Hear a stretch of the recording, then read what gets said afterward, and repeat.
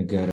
Nanti kita tahu, terutama di dalam konteks penghasilan yang namanya subjek pajak itu umumnya gitu ya, walaupun di Undang-Undang Cipta Kerja ada penambahan kriteria kewarganegaraan, tapi secara umum, secara tradisional kita pahami bahwa orang-orang yang memiliki kewajiban pajak subjektif itu umumnya didasarkan pada domisili dari orang tersebut dan bukan berdasarkan keluarga negaraan. Nah, artinya apa? Siapapun yang menjadi penduduk di Indonesia ketika sudah melewati batas waktu tertentu, maka dianggap sudah memenuhi kewajiban subjektif untuk menjadi wajib pajak.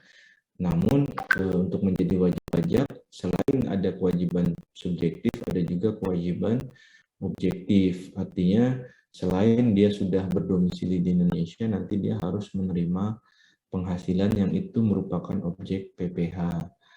Ketika itu dipenuhi secara kumulatif, barulah muncul kewajiban pajak. Apabila hanya terpenuhi salah satu, maka itu tidak wajib menjadi wajib pajak. Kira-kira gambarannya gitu. Nah, kontribusi wajib artinya jika tidak dipenuhi, tadi pertama selain dia tidak bersifat sukarela, jika tidak dipenuhi maka akan ada upaya-upaya penegakan hukum mulai dari pengenaan sanksi bahkan nanti sampai ke penagihan pajak secara paksa. Jadi penagihan pajak secara paksa itu bahkan sampai dalam proses penyitaan aset-aset milik si wajib pajak atau nanti istilahnya sudah berubah menjadi penanggung pajak gitu ya. Nah, itulah konsekuensi dari definisi pajak sebagai kontribusi yang wajib itu sampai sana ada pengenaan sanksi baik itu administratif maupun pidana dan juga ada mekanisme penagihan pajak yang terhutang. Jadi kalau kita tidak membayar pajak maka bukan berarti lalu negara akan membiarkan dan tidak melakukan upaya hukum apapun, melainkan sebaliknya pasti akan ada upaya hukum, walaupun nanti si wajib pajak juga punya upaya hukum juga yang tersedia bagi dia dalam undang-undang seperti itu. Jadi itu unsur yang pertama. Kedua atau ciri yang pertama. Kedua, dia terutang oleh orang pribadi atau badan. Ini adalah ruang lingkup subjek pajak nanti yang ada dalam undang-undang pajak penghasilan. Jadi ada subjek pajak, ada objek pajak seperti itu.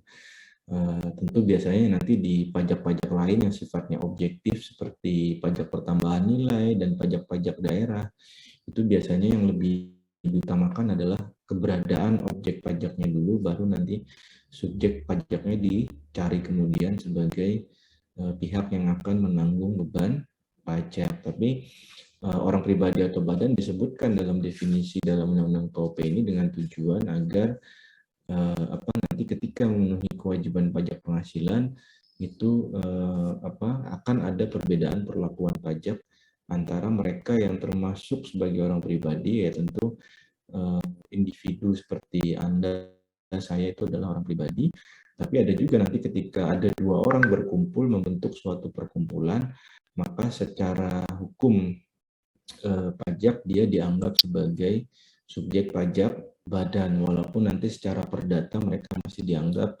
pertanggungjawabannya secara pribadi masing-masing, tapi dari sisi perlakuan pajak nanti tarif PPh-nya berbeda, lalu kewajiban pajaknya berbeda, ada kewajiban pemotongan pajak di sana, itu semua melekat kepada wajib pajak badan, sehingga apa yang disebut dengan subjek pajak di Indonesia itu bisa orang pribadi dan juga badan. Sebetulnya di Undang-Undang PPh, Undang-Undang Pajak Penghasilan nanti ada satu subjek lagi namanya bentuk usaha tetap. Tapi di sana juga dijelaskan bahwa perlakuan BUT ini nanti juga disamakan dengan perlakuan badan, sehingga lalu digeneralisir bahwa subjek yang dikenal dalam hukum pajak di Indonesia adalah orang pribadi dan badan, ya.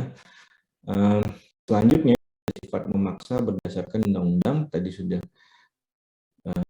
kami jelaskan bahwa memaksa itu artinya di sini tentu memaksanya bukan serta-merta merampas gitu ya, tapi tentu karena sistemnya adalah self assessment, memang akhirnya biasanya dimulai dari kesadaran dari si wajib pajak gitu, dia harus tahu kapan dia sudah memenuhi syarat undang-undang dan kapan dia harus memenuhi kewajiban-kewajiban perpajakannya. Nah, yang sering terjadi adalah seseorang itu dia sudah memenuhi syarat subjektif dan objektif tapi tidak segera melaporkan diri untuk menjadi wajib pajak. Nah, apa yang terjadi dalam hal demikian? Nanti tentu pada hari pertama seseorang memenuhi kedua syarat itu secara kumulatif, bukan lalu tiba-tiba ada yang datang ke rumah mendaftarkan Anda sebagai wajib pajak, tapi memang harus dari Anda sendiri datang ke kantor pelayanan pajak dan mendaftarkan diri. Dan jika itu tidak dilakukan, maka nanti negara itu punya hak untuk menagih pajak sampai dengan 5 tahun ke belakang gitu ya. Misalkan nanti pada tahun ketiga, karena Anda melakukan transaksi, tiba-tiba ketahuan Anda belum menjadi wajib pajak. Nah, lalu di sini pemeriksa pajak bisa melihat keadaan ekonomi 5 tahun ke belakang, apakah memiliki utang pajak atau tidak. Kira-kira seperti itu. Sehingga utang pajak itu bukan timbul ketika Anda mendaftarkan diri sebagai wajib pajak. Status kewajiban pajak, wajib pajak itu hanya status yang diberikan ketika Anda sudah mendaftarkan diri, tapi kewajiban perpajakannya itu bisa timbul kapanpun bahkan sebelum Anda mendaftarkan diri. Makanya idealnya adalah ketika terpenuhi syarat subjektif dan objektif, maka pada saat itu pula orang tersebut atau badan tersebut mendaftarkan diri sebagai wajib pajak, sehingga ada satu harmonisasi waktu antara pemenuhan syarat-syarat dan juga pendaftaran sebagai wajib pajak, ya. Karena nanti kaitannya dengan pemenuhan kewajiban pajak. Kalau Anda belum pernah terdaftar sebagai wajib pajak, maka Anda tidak bisa mengisi surat pemberitahuan tahunan atau SPT. Kenapa? Karena SPT itu menggunakan identitas yang disebut dengan NPWP. Walaupun di Undang-Undang HPP sekarang diperluas ya, bisa juga mencakup nomor induk kependudukan hanya untuk kemudahan administrasi. Kira-kira seperti itu. Nah, artinya bisa memaksa dan lalu harus berdasarkan undang-undang. Jadi kalau ada seorang petugas yang mengaku sebagai petugas kantor pajak datang ke rumah Anda memaksakan suatu pembayaran pajak tertentu, sedangkan dia sendiri tidak bisa menjelaskan pajak itu undang-undangnya di mana, objeknya apa, subjeknya siapa, tarifnya berapa, dasar pengenaan pajaknya apa, itu dia tidak bisa menjelaskan dan tidak bisa menunjukkan undang-undangnya, maka Anda boleh untuk menolak dan wajib untuk menolak pungutan tersebut gitu ya, karena semua jenis pajak yang dipungut di Indonesia itu harus diatur dalam undang-undang. Itu sudah perintah dari pasal 23 Undang-Undang Dasar Negara Republik Indonesia tahun 1945 yang menyatakan bahwa pajak dan pungutan negara lain yang bersifat memaksa diatur dengan undang-undang. Jadi tidak ada pajak yang namanya pajak di Indonesia dipungut tanpa undang-undang. Nah, namun yang harus dipahami bahwa undang-undang perpajakan di Indonesia itu terdiri dari undang-undang dan peraturan pelaksanaannya. Nah, yang terkadang menyulitkan kita dalam memenuhi kewajiban pajak adalah karena hal-hal mengenai teknis penghitungan pajak atau hal-hal mengenai teknis pemenuhan kewajiban pajak itu diatur di dalam peraturan di bawah undang-undang. Lebih tepatnya diatur dalam suatu peraturan menteri maupun peraturan direktur jenderal pajak. Walaupun kita tahu ya dari sisi hierarki peraturan perundang-undangan masing-masing sudah punya ruang lingkup sendiri. Tetapi terkadang ketentuan dalam undang-undang perpajakannya sendiri terlalu sumir sehingga untuk mendetilkannya harus diatur dalam PMK atau PDJP. Nah, ini yang terkadang bisa menjadi poin diskusi, apakah Menkeu dan DJP ini sudah menerbitkan peraturan sesuai dengan kewenangan yang diatribusikan atau didelegasikan kepadanya gitu ya. Jangan sampai nanti dia mengatur hal-hal yang lebih dari apa yang menjadi kewenangannya, sehingga misalkan dia menciptakan suatu norma baru yang itu secara nyata-nyata bertentangan dengan peraturan yang ada di atasnya seperti itu. Jadi undang-undang di sini maknanya luas karena yang mengikat bukan hanya pasal dalam undang-undangnya tapi juga peraturan di bawah undang-undang gitu ya.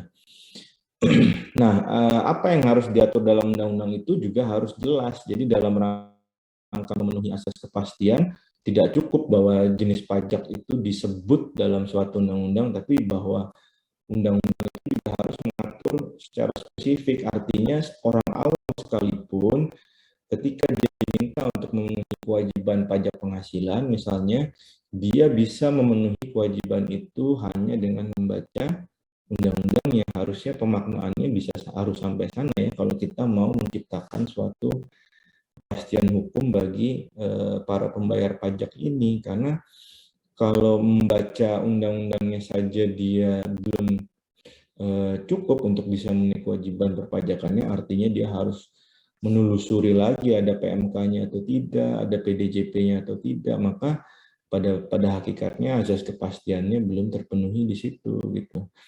Nah, lalu kenapa dari awalnya parlemen ini menyediakan ruang-ruang legislasi bagi fiskus ini atau otoritas pajak ini untuk mengatur? Karena tidak semua hal detail mengenai hari per hari pemungutan pajak itu harus diatur dalam undang-undang. Jadi memang ada ruang legislasi di sana, karena kalau seluruh detail itu harus diatur dengan undang-undang, maka proses legislasi di parlemen bisa lama, lalu ketika terjadi perubahan kondisi maka harus merubah undang-undang gitu ya. Maka ada hal-hal yang memang dari sisi ruang lingkup pengaturannya bisa didelegasikan kepada Menteri Keuangan sebagai pemungut pajak negara gitu.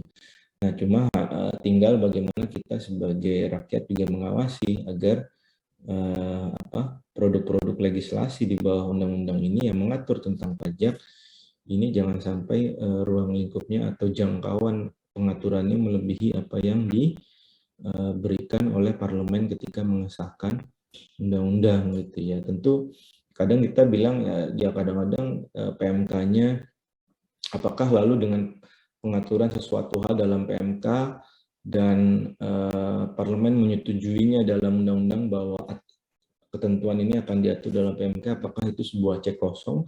Ya tentu kita bisa perdebatkan itu. Ya cek kosong itu tentu tetap bisa kita berikan arahannya, jangan sampai dia melampaui hal-hal yang itu tidak sesuai dengan maksud dan tujuan dari pembentuk undang-undangnya sendiri seperti itu. Nah akhirnya memang dalam praktiknya pertama tidak semua orang mengetahui dan dapat mengimplementasikan pasal dalam undang-undang perpajakan, tapi bahkan dia tidak tahu ada PMK-nya atau tidak, ada PDJP-nya atau tidak. Gitu ya. Untuk itulah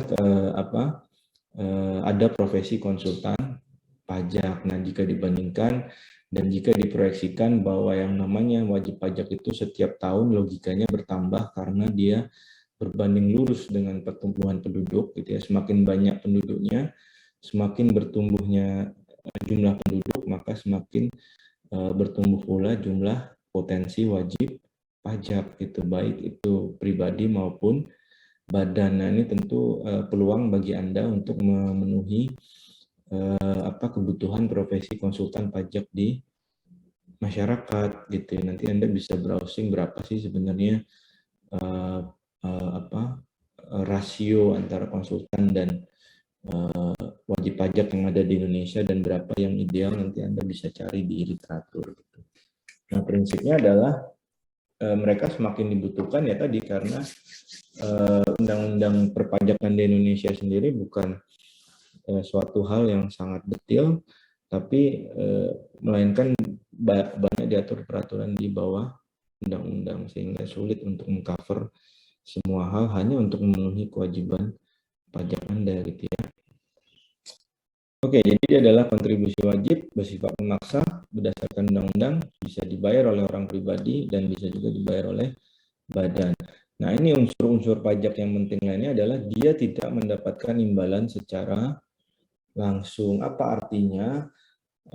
Uang pajak yang Anda bayarkan itu tidak berkaitan langsung dengan layanan yang diberikan oleh pemerintah kepada Anda, melainkan besaran pajak itu karena Anda sudah memenuhi ketentuan dalam undang-undang dan dasar pengenaan pajak yang Anda miliki itu memang diatur dalam undang-undang sebagai pajak. Jadi tidak ada kaitan langsung antara yang Anda dengan apa yang akan Anda dapatkan. Bisa jadi Anda rajin membayar pajak kendaraan bermotor setiap tahun, misalkan, atau Anda lagi membayar PPh setiap tahun, tapi jalanan di depan rumah Anda masih busuk atau masih masak jaraknya masih puluhan meter.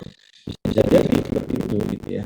Nah, memang tidak ada korelasi langsung antara kendaraan dengan layanan yang diberikan oleh pemerintah. Tentu pandangan kritisnya dan apalagi masyarakat yang semakin kritis, karena mereka sangat demanding gitu ya, bahwa pajak ini nggak bisa lalu hanya dibilang tidak diberi imbalan langsung lalu membebaskan pemerintah dari tanggung jawab untuk memberikan layanan minimum, fasilitas dan infrastruktur yang memadai bagi masyarakat gitu. Karena tentu kenapa definisi ini diatur dalam undang-undang, tentu ini ada maksudnya gitu ya. Jangan sampai nanti ada klaim-klaim dari para pembayar pajak ini, terutama mereka yang membayar pajak itu dalam jumlah yang besar, untuk mengklaim sesuatu layanan yang harus wajib diberikan oleh pemerintah kepada mereka gitu. Jadi secara politis ini untuk menghindari hal tersebut. Jadi tidak ada korelasi langsung antara layanan yang diberikan dengan uang yang dibayarkan. Apakah ada pungutan negara maupun daerah yang berkaitan langsung dengan layanan yang diberikan? Ada. Kalau di pemerintah pusat namanya penerimaan negara bukan pajak, kalau di daerah namanya retribusi daerah. Nah, kalau Anda pernah mengurus surat izin mengemudi, mengurus sendiri ya, tidak melewati calo, atau Anda mengurus paspor sendiri, pasti Anda pernah membayar yang disebut dengan PNBP untuk layanan SIM dan juga layanan pembuatan paspor. Nah, ini adalah pungutan yang dipungut oleh instansi pemerintah dan itu masuk ke dalam kas negara. Tapi dia berkaitan langsung dengan layanan yang diberikan. Kalau Anda bayar PNBP untuk SIM, ya nanti akan dibuatkan SIM-nya dan juga segala hal yang berkaitan dengan penerbitan SIM gitu ya. Kalau Anda membayar PNBP paspor, ya Anda akan diterbitkan paspor dan segala hal yang melekat kepada penerbitan tersebut gitu. Itu namanya PNBP. Di daerah pun demikian, yang namanya retribusi itu Anda selalu bisa melihat kontraprestasi langsungnya. Kalau Anda mau masuk ke daerah wisata, ya Anda bayar retribusi karena Anda langsung bisa masuk ke dalam daerah wisata tersebut. Nah, ini berbeda dengan pajak, karena kalau pajak tidak didasarkan pada layanan apapun gitu, dan bahkan pembayarannya itu bukan karena ada peristiwa ketika Anda membutuhkan layanan, melainkan itu bisa kapanpun ketika Anda sudah memenuhi syarat subjektif dan objektif, dan itu Anda harus mengetahuinya sendiri kapan Anda memenuhi syarat itu, karena Indonesia menganut sistem self assessment atau penghitungan pajak secara mandiri oleh setiap wajib pajak. Jadi tidak akan ada yang mengingatkan secara spesifik bahwa hari ini adalah hari ini Anda sudah timbul kewajiban pajak harus bayar pajak sekian, itu tidak ada, melainkan secara periodik dalam 1 tahun, misalkan untuk PPh, ya Anda harus menyampaikan surat pemberitahuan tahunan untuk melaporkan dan membayarkan pajak penghasilan dalam suatu tahun pajak, seperti itu, gitu ya. Jadi itu adalah pajak tidak mendapatkan imbalan secara langsung. Jadi ada pembenaran secara konseptual, tapi juga tentu merupakan sesuatu yang bisa kita kritisi, karena jangan sampai nanti sesuatu, katakanlah pemerintah ini berlindung di balik definisi bahwa pajak itu tidak terkait dengan layanan, lalu itu memberikan jalan bagi pemerintah tadi untuk tidak memberikan layanan minimum bagi masyarakat gitu ya. Tentu ini bisa kita jadikan bahan untuk diskusi. Nah, lalu digunakan untuk keperluan negara bagi sebesar-besarnya kemakmuran rakyat. Nah, ini manifestasinya apa? Manifestasinya adalah bahwa semua uang pajak yang Anda bayarkan kepada negara itu akan masuk langsung ke dalam pos penerimaan negara yang hanya baru bisa dikeluarkan ketika nanti Undang-Undang APBN-nya sudah disahkan bersama-sama oleh pemerintah dan DPR gitu ya. Kalau yang PNBP tadi semuanya masuk ke dalam pool penerimaan negara tapi bisa dikeluarkan lagi untuk membiayai layanan yang diberikan. Tapi kalau pajak nggak bisa. Jadi ketika sudah masuk ke kas negara, maka hanya bisa dikeluarkan pada tahun berikutnya gitu. Nah, apa yang terjadi kalau misalkan terjadi kelebihan bayar? Ya, kelebihan bayar itu nanti ada prosesnya. Dan kalau memang hasil pemeriksaan itu membuktikan ada kelebihan bayar, maka ada dua kemungkinan. Kelebihannya digunakan untuk mengurangi pajak tahun berikutnya, ini disebut dengan kompensasi, dan ada juga yang dimintakan pengembalian atau restitusi. Nah, prinsipnya adalah bahwa seseorang itu hanya wajib membayar apa yang menjadi kewajibannya, tidak diwajibkan untuk membayar lebih dari yang dia terutang gitu ya. Jadi tidak akan ada patung yang dibuatkan atas nama Anda ketika Anda membayar pajak itu 200% dari yang seharusnya terutang gitu, lalu dibuatkan patung, itu nggak akan terjadi. Dan itu bukan sesuatu yang patriotik gitu ya. Membayar pajak lebih dari yang seharusnya itu bukan sesuatu yang patriotik. Jadi harus diingat bahwa pembayaran pajak ini sejatinya dia adalah pemaksaan kehendak gitu ya, perampasan harta kekayaan dari rakyat kepada pemerintah, dan dia hanya bisa dibenarkan karena ada undang-undangnya dan karena ada penghitungan yang jelas dan karena ada upaya hukum yang tersedia bagi wajib pajak jika terjadi penghitungan yang tidak benar gitu. Jadi itu semua masih menjadi korelasi dan itu membungkus semua kegiatan pemungutan pajak ini sehingga menjadi suatu kegiatan yang legal gitu. Karena kalau tidak ada undang-undangnya, ngitungnya tidak jelas, bayarnya periodenya nggak jelas, itu namanya premanisme gitu ya. Jadi keberadaan undang-undang ini penting dan memaknai bahwa uang ini harus masuk kas negara dulu, baru nanti dikeluarkan ketika sudah ada pos pengeluaran dan undang-undang APBN-nya. Itu juga bagian dari konsep pemungutan pajak gitu. Ada yang mau bertanya sampai sini?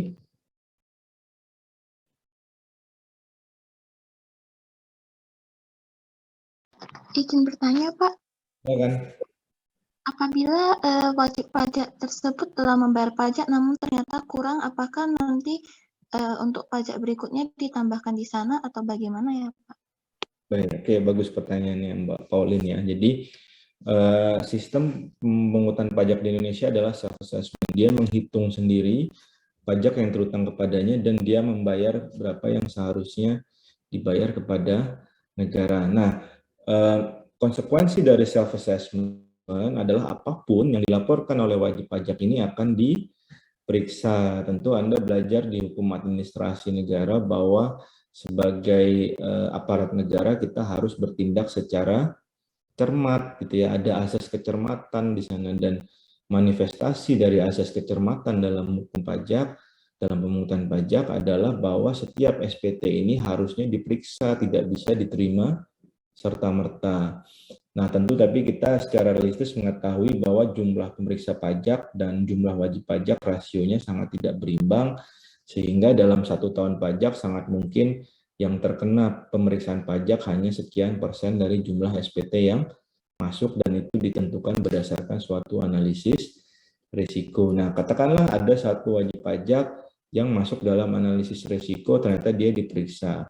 Dia melaporkan penghasilan dia dalam setahun misalkan 100 juta, lalu membayar pajak sekian gitu ya. Nah, ternyata setelah diperiksa, oh sebenarnya penghasilan dia ini 150 gitu ya. Dia hanya melaporkan 100 juta, ada selisih 50 juta di sana. Nah, apa yang terjadi? Maka pajak atas selisih 50 juta tadi, jadi nggak semua 50 jutanya ya. Tadi kan kita ngomongin penghasilan. Sekian persen dari 50 juta yang menjadi PPh kurang bayar, itu akan ditagihkan kepada si wajib pajak yang bersangkutan dalam bentuk surat ketetapan pajak kurang bayar atau namanya SKPKB.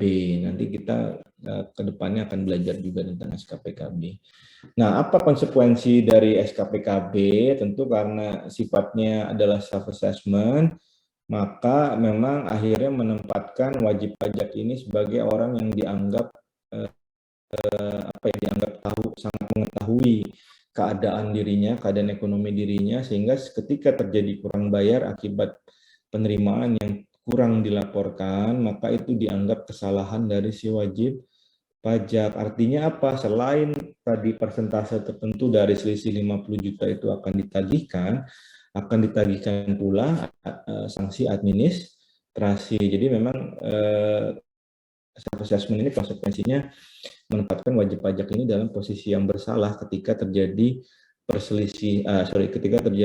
selisih penghitungan antara penghitungan wajib pajak dengan penghitungan hasil pemeriksaan pajak. Nah, itu konsekuensinya, jadi dia akan ditagihkan dengan SKPKB yang tidak hanya memuat pokok pajak yang masih terutang, tapi juga sanksi administrasi. Nah, nanti upaya hukum dari situ akan kita bahas juga. Jadi SKPKB itu tetap bisa diajukan upaya hukum gitu ya, tapi prinsipnya adalah self assessment itu wajib pajaknya memang mau nggak mau akhirnya ditempatkan dalam posisi yang bersalah gitu ya ketika terjadi perbedaan penghitungan. Apakah itu bisa dihindari? Bisa dihindari. Sebelum pemeriksaan itu ada mekanisme namanya pembetulan SPT, baik itu karena kehilafan maupun karena kesengajaan. Ada mekanisme pembetulan SPT yang diatur dalam pasal 8 Undang-Undang KUP. Itu pun nanti masih dikenakan kenaikan jumlah pajak. Tetap ada konsekuensi administratif dari kekurangan bayar tersebut. Kira-kira begitu jawabannya, Mbak Pauline. Baik, terima kasih, Pak. Sama-sama. Baik, saya lanjutkan dulu. Nanti saya beri kesempatan lagi. Untuk definisi yang lain kurang lebih sama ya, unsur-unsurnya dia adalah sifatnya wajib. Kalau di sini Prof. Rohmat Sumitro menggunakan istilah iuran, tapi tentu kita tahu nanti pemaknaan iuran ini di masyarakat juga berbeda, karena iuran ini memang sifatnya wajib gitu ya, tapi biasanya kalau tidak dibayar tidak ada sampai ke penagihan aset. Misalkan kalau ada iuran keamanan, iuran kebersihan gitu ya, mungkin yang tidak diberikan adalah layanannya. Misalkan iuran kebersihan ya, kalau iuran keamanan susah juga tidak bayar, apakah lalu kalau ada maling dibiarkan sama satpamnya kan juga enggak. Tapi biasanya tetap ada sanksi moral, ada tekanan-tekanan moral, tapi hanya sebatas itu, tidak sampai kepada lalu ada pemaksaan pengambilan aset dan seterusnya. Nah, misalkan iuran kebersihan ya bisa jadi nanti sampahnya tidak diangkut kalau tidak dibayar gitu. Nah, ini berbeda tentu dengan pemaknaan pajak tadi. Kalau Anda nggak bayar pajak bukan berarti lalu misalkan Anda nggak bayar PKB nih, pajak kendaraan bermotor yang notabene itu di earmark gitu ya, dialokasikan sebagian untuk pembangunan jalan. Jadi memang tadi bahwa pajak itu tidak mempunyai kontraprestasi langsung, ini dalam perkembangannya terutama untuk pajak-pajak daerah ini agak disimpangi dengan adanya earmarking tax, artinya ada alokasi khusus penerimaan pajak tertentu untuk kegiatan yang masih berkaitan dengan pemungutan pajak itu. Misalkan untuk pajak kendaraan bermotor itu ada alokasi khusus untuk pembangunan dan perawatan jalan raya gitu. Nah, artinya bukan berarti lalu misalkan Anda kena hilang nih, lalu belum bayar pajak kendaraan bermotor gitu ya, bukan berarti lalu Anda diminta menyingkir dari aspal yang sedang Anda injak gitu. Jadi memang itu juga fungsi dari itu pula pentingnya kenapa pajak itu tidak dikaitkan dengan kontraprestasi langsung ya, terkadang juga bermanfaat bagi wajib pajak yang lalai atau memang sengaja tidak membayar ini gitu. Anda bayangkan kalau setiap yang ketahuan tidak bayar PKB lalu harus menyingkir dari aspal, ya itu pasti akan sangat tidak proporsional ya sanksinya dan sulit diawasi. Atau kita perluas, misalkan dia nggak pernah bayar PPh 5 tahun lalu sakit nggak boleh masuk rumah sakit yang dibangun pemerintah. Itu juga nggak proporsional. Jadi memang pemaknaannya adalah memang terkesan ini ada suatu paksaan gitu ya, ada upaya paksa dari pemerintah, tapi lebih dari itu tentu masyarakat secara umum akan menikmati layanan-layanan tersebut gitu ya. Masalah membangun sekolah itu semua adalah tentu sebagian penerimaannya dari pajak. Bahkan kita tahu ya bahwa penerimaan negara di Indonesia selama bisa jadi sekitar 2 dekade terakhir itu didominasi oleh penerimaan dari sektor pajak, terutama PPh yang non migas gitu. Kenapa? Karena logikanya memang untuk sumber daya alam ini semakin lama jumlahnya semakin menurun ya, akhirnya tidak potensial, tidak sustain gitu ya untuk menjadi komponen penerimaan negara. Contohnya misalkan negara Arab Saudi gitu ya, zamannya mereka masih jaya dengan oil, tidak pernah memungut pajak selama puluhan tahun gitu. Tapi sekitar 5 tahun terakhir kalau nggak salah mereka mulai memungut pajak, yaitu pajak pertambahan nilai, bahkan pajak pertambahan nilainya kalau nggak salah terakhir sudah lebih besar dari Indonesia 15% gitu ya. Sangat-sangat mengejutkan ketika mereka negara-negara teluk ini selama ini tidak pernah memungut pajak karena bisa memenuhi APBN negaranya dari oil saja gitu. Sekarang karena oilnya sudah habis, pasarnya juga marketnya juga mungkin harganya tidak stabil, penerimaan negaranya tidak bisa dipastikan gitu ya. Itu akhirnya mereka beralih ke pajak, atau mungkin ya ada cara lain seperti negara-negara yang lebih advance lagi, mereka mungkin bisa juga pajaknya nggak terlalu tinggi tapi mereka punya sovereign wealth fund gitu ya, seperti Qatar dan Norway, mereka punya dana abadi sehingga hasil investasi dari dana abadinya bisa untuk menghidupi rakyatnya. Namun kita jangan itu dikontekstualisasikan di Indonesia karena dari sisi demografi juga sangat jauh gitu. Mungkin penduduknya Norway, penduduknya Qatar itu hanya sekian persen dari penduduk Pulau Jawa gitu ya. Jadi memang scaling up demografi ini penting untuk bisa mengkomparasikan pemungutan pajak di satu negara dengan negara yang lain. Itu pula makanya ketika kita membandingkan tingkat kesejahteraan, membandingkan tarif pajak itu menurut saya pribadi studi komparasi tidak terlalu akurat gitu hasilnya, karena memang dari sisi demografi ya tidak ada yang menyamai tidak ada yang comparable persis dengan Indonesia gitu. Secara demografi mungkin kita comparable dengan negara-negara seperti Amerika Serikat, Brazil, Pakistan, India yang jumlah penduduknya banyak, tapi dari sisi sumber daya, lalu dari sisi GDP itu juga berbeda, sehingga itu pun juga tidak comparable gitu untuk membandingkan kebijakan pajak di negara-negara tersebut. Makanya memang kebijakan pajak yang terbaik adalah yang disesuaikan dengan kondisi di dalam negerinya sendiri, tidak usah pakai studi komparatif seperti itu. Oke, slide-nya sekarang udah bergerak belum? Sudah. Oh, sudah ya, oke ya.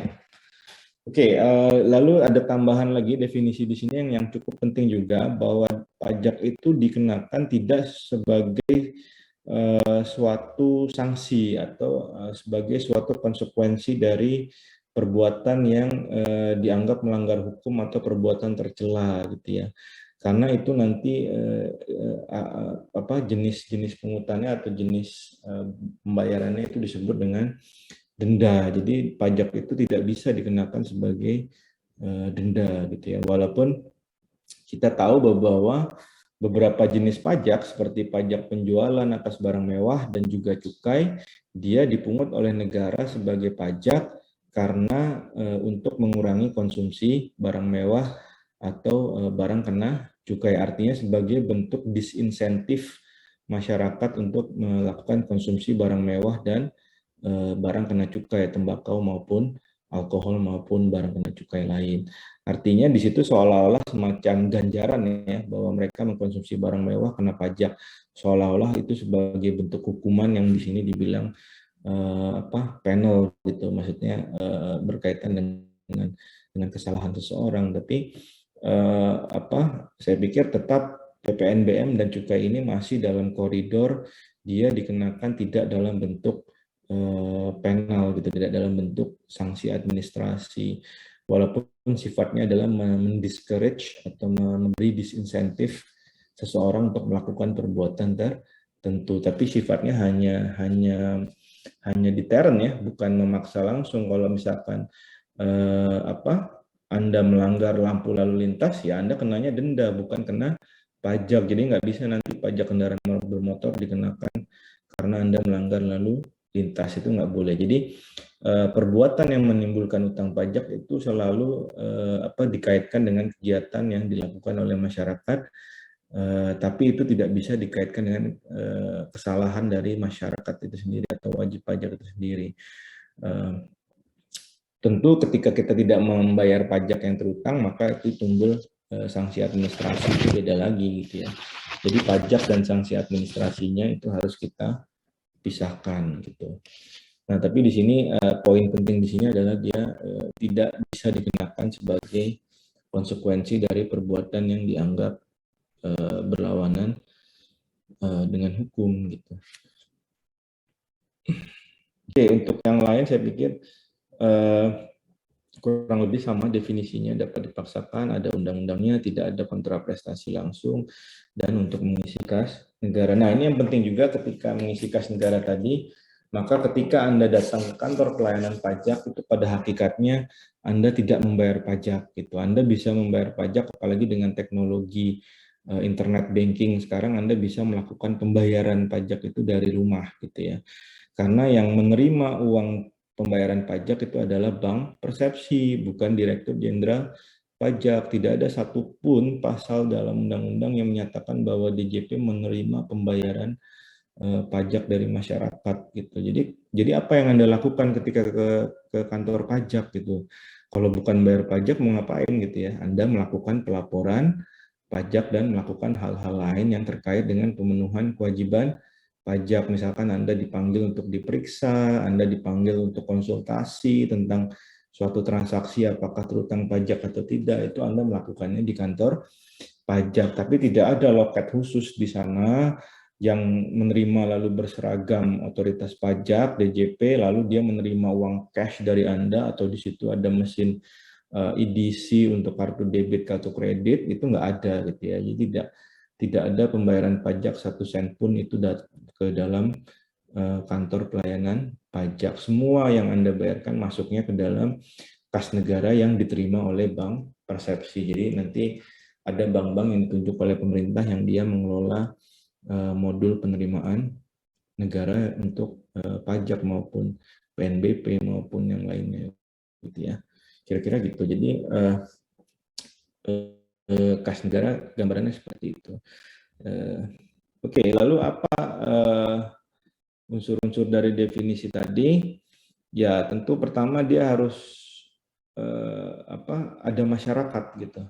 Pajak itu hanya ada karena ada masyarakat. Kalau Anda tinggal di pedalaman sendirian, tidak tinggal bersama orang lain, dan tidak ada kebutuhan bersama di sana, yang ada hanya kebutuhan Anda dan keluarga, ya maka tidak ada pajak yang harus dipungut. Tapi di sisi lain tidak ada orang lain yang akan melayani Anda untuk memenuhi kebutuhannya, sehingga Anda harus memenuhi kebutuhannya secara mandiri. Anda harus cari makan sendiri, kalau butuh akses ke sawah harus bikin jalan sendiri, kalau butuh penerangan keluar desa atau keluar rumahnya harus bikin penerangan sendiri gitu ya. Itu konsekuensi dari tidak adanya pajak yang dipungut di situ, karena tidak ada masyarakat di situ.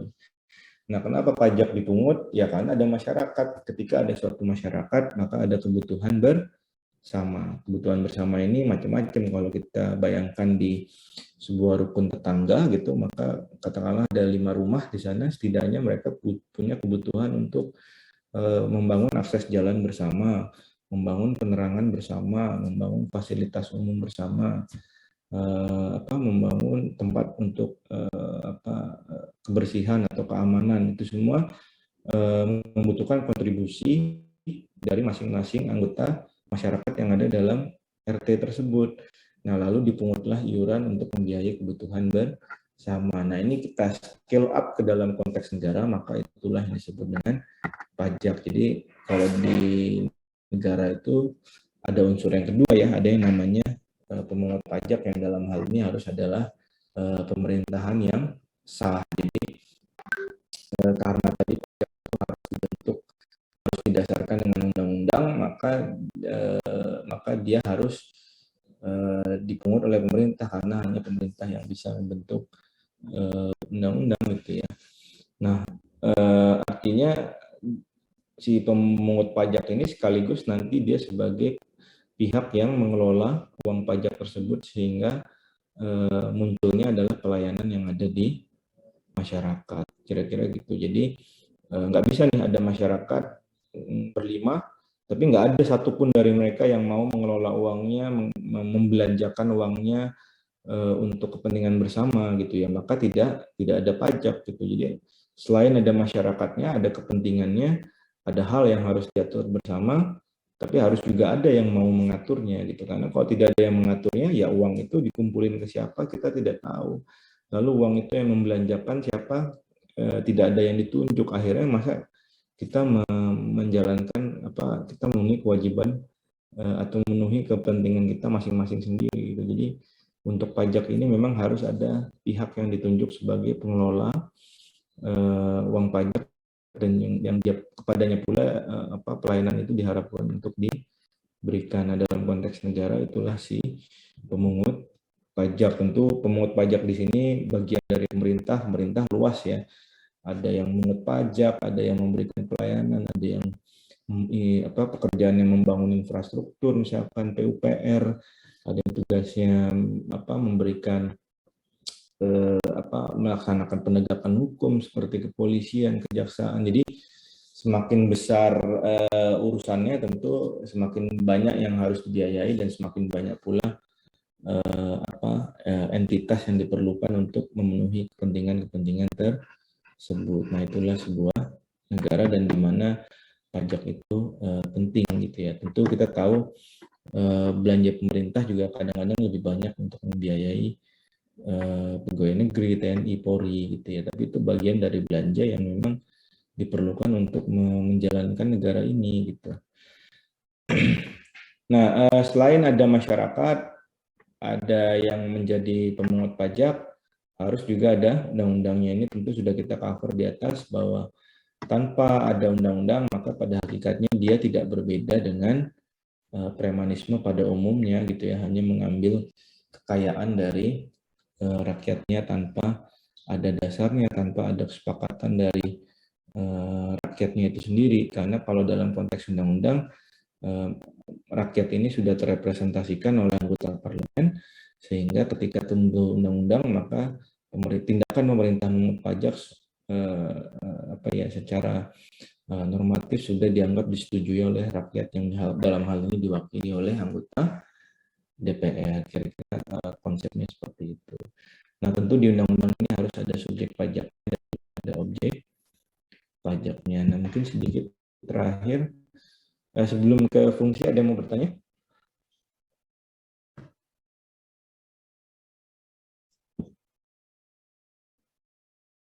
Belum?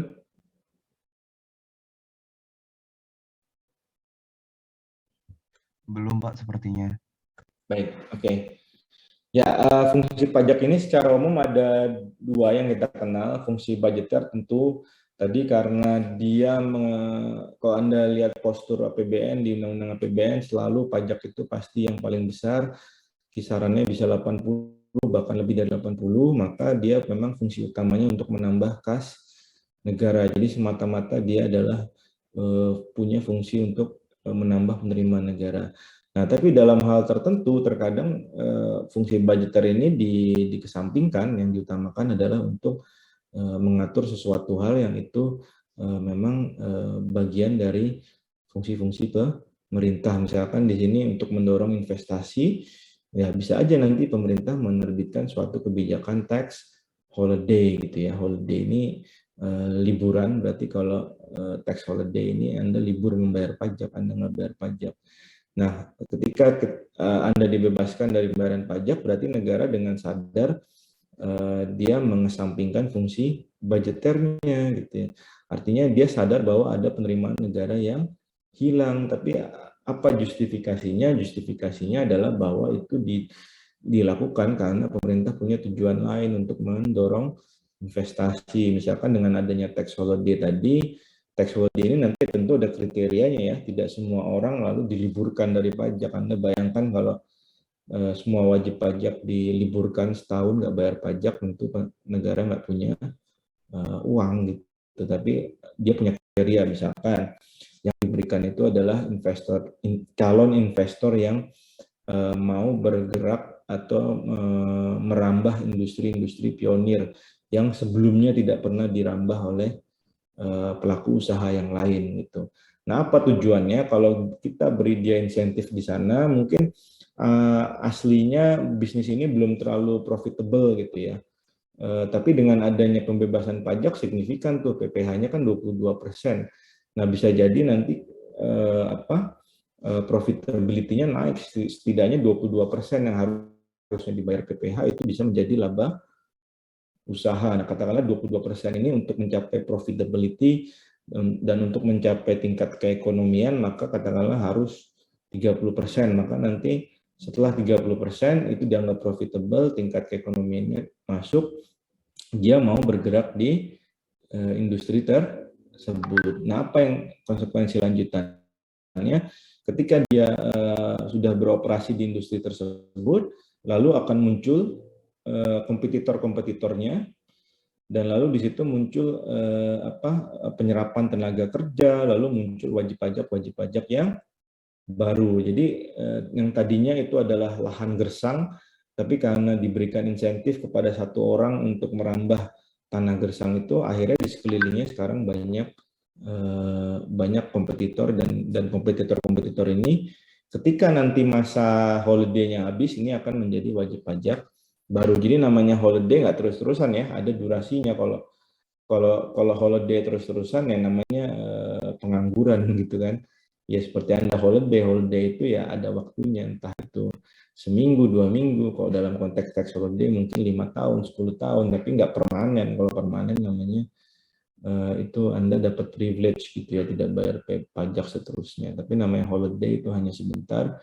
Ketika holiday-nya habis, dia sudah meraup laba usaha tertentu, maka negara di situ masuk untuk memungut pajak. Dan karena tadinya industri yang gersang itu sekarang sudah menjadi subur, maka dia bisa memungut pajak dari kompetitor-kompetitornya juga gitu ya. Dan pemerintah juga diuntungkan dengan adanya penyerapan tenaga kerja, dan ketika ada tenaga kerja yang diserap, maka ada wajib pajak orang pribadi yang bisa dipungut PPh orang pribadi. Jadi efeknya multiplier. Jadi awalnya tax holiday ini dia mengesampingkan fungsi budgeter, tapi mengutamakan regulernya, tapi pada akhirnya setelah regulernya selesai, maka budgeternya tetap akan dikejar gitu ya. Jadi memang tetap yang utama ini budgeter, kadang reguler ini dikatakan tambahan karena umumnya dia tidak sifatnya permanen, jadi nggak mungkin reguleran itu selamanya berjalan gitu.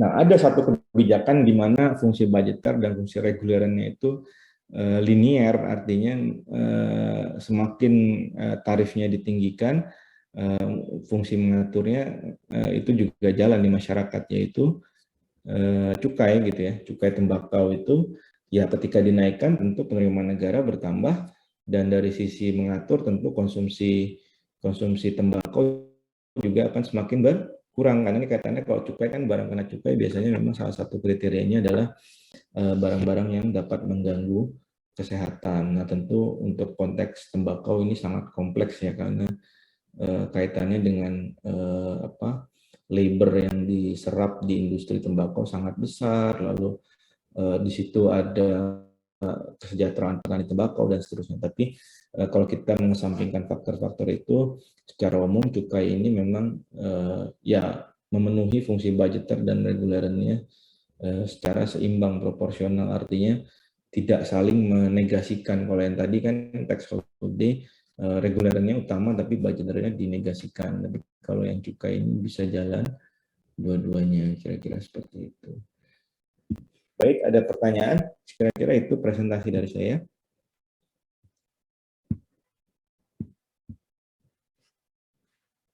Ada yang masih bingung, teman-teman? Izin bertanya, Mas. Silakan.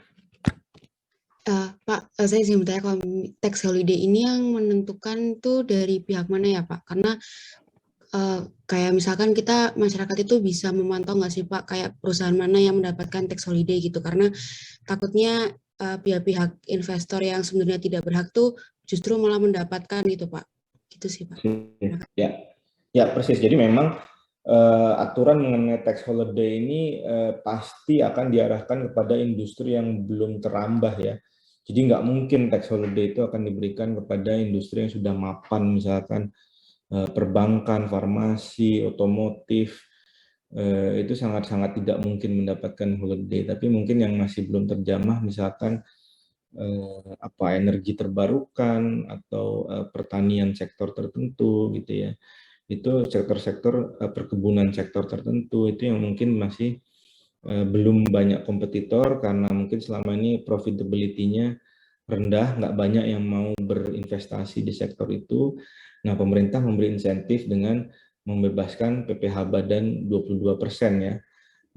Bagi investor ini sangat penting karena ketika menentukan profitability sebelum usaha itu dibuat pasti PPh ini sudah diasumsikan gitu, dan itu termasuk termasuk komponen yang secara langsung mempengaruhi laba usaha dan otomatis secara langsung mempengaruhi tingkat keekonomian dari suatu usaha. Jadi kalau dari awal dia sudah bisa asumsi bahwa ternyata bisnis ini cuma profitability-nya cuma 20% gitu ya.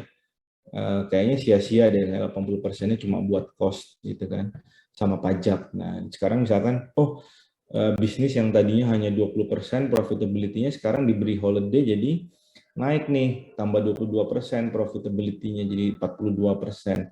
Nah, mungkin dari sisi itu investor mulai tertarik gitu ya. Tadinya cuma 20%, sekarang profitability-nya 42% nih, mulai menarik, coba saya masuk ke industri tersebut, kira-kira gitu. Jadi nggak akan diberikan secara selektif. Jadi holiday itu memang nanti berdasarkan permohonan. Jadi ada permohonan, ada proposal investasi, nanti dilihat kriterianya sudah memenuhi atau belum, dan nanti ketika diberikan maka akan ada surat keputusan pemberian holiday selama kurun waktu tertentu, bisa 5 tahun, bisa juga 10 tahun. Tapi kalau memang dari awal dia sudah tidak memenuhi kriteria, pasti di proposalnya sudah ditolak gitu Mbak.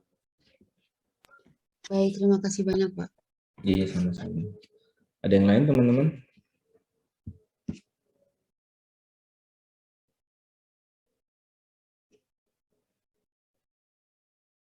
Belum? Baik, kalau belum ada pertanyaan, nanti boleh disimpan pertanyaannya untuk pertemuan selanjutnya. Untuk pertemuan hari ini saya akhiri, terima kasih atas perhatiannya.